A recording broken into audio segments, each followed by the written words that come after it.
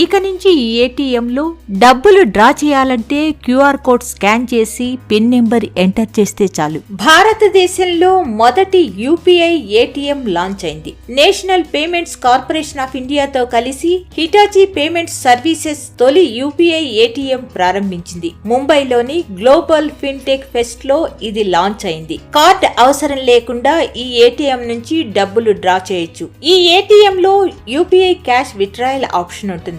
ఈ ఆప్షన్ ఎంచుకుని UPI app ద్వారా ఏటీఎం స్క్రీన్ పై కనిపించే క్యూఆర్ కోడ్ స్కాన్ చేయాల్సి ఉంటుంది.